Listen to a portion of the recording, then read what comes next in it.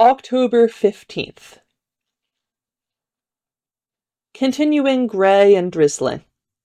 I made my rounds and got out early to check about the house. I'd gotten out several times during the night to move things a little farther along. I was bone-weary that morning, and Needle came by at dawn. "He was out again with his crossbow crew," he reported. "I'm still not sure how many there are, but I can show you where one lives." "Later," I said. "I'm very busy." "All right," he replied. "Show you this evening if we're both free." "Any word on the police?" "Police? What about?" "Never mind. I'll tell you when I see you later, unless someone else does it first." "Till then," he said, and he darted off. I went and dragged the corpse till I couldn't manage another step. Then I dragged myself home, jaws aching, paws sore, my old injury from the zombie affair acting up. While I was resting under the tree, Greymolt came by. "How's it going?" she asked. "Pretty fair," I answered. "I still have a long way to go, but he's stashed safe enough. I saw the horse go by. I gathered you took care of things." "Yes. Quicklime was very cooperative. You should have seen his routine. The horse was quite impressed." "Good. Has anyone been by?" "Yes. I watched the constable's place earlier. An inspector was by there from the city. So were the great detective and his companion whose wrist was bandaged." "Poor fellow. Did they stay long?" "Not the inspector, but the detective stayed to visit the vicar and several others." "Oh my, I wonder what he told them." "I wasn't in a position to hear, but the detective did considerable strolling about the neighborhood afterwards.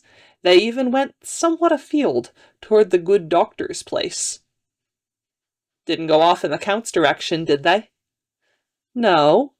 They stopped and asked Owen about beekeeping, though. A pretext, of course, and I was near when they noted the arrows stuck in the side of your house." "Damn," I said. "Forgot. Have to do something about them." "I have to go bury some things now," she said. "I'll try to talk to you again later." "Yes, I have some work too." I made my rounds again, then went off to drag the inspector a little farther along. Having done it both ways, they're easier when they're stiff than when they're limp, and he was limp again. Evening.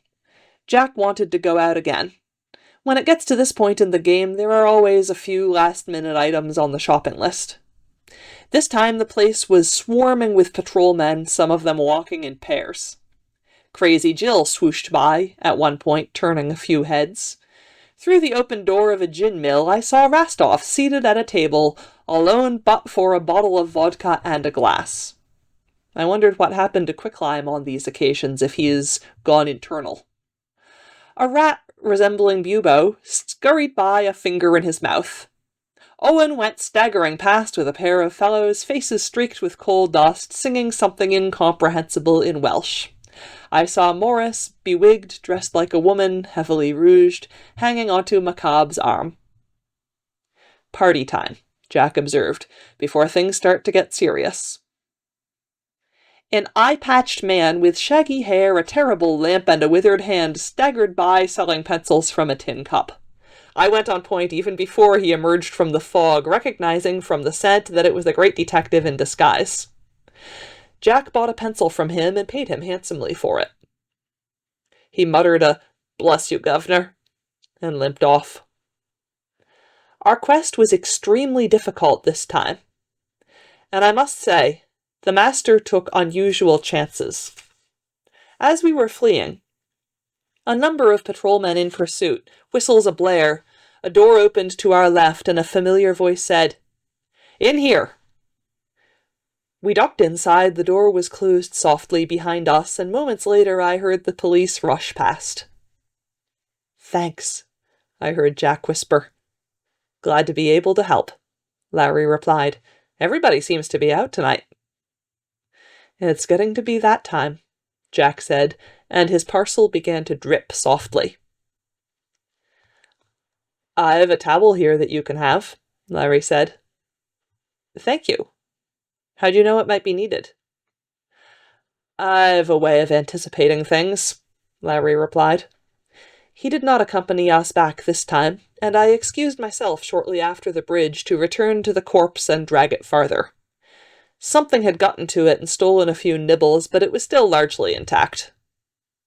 As I was struggling along, I thought I heard Greymalk voice a greeting from somewhere overhead, but my mouth was full and I did not want to stop work to look up.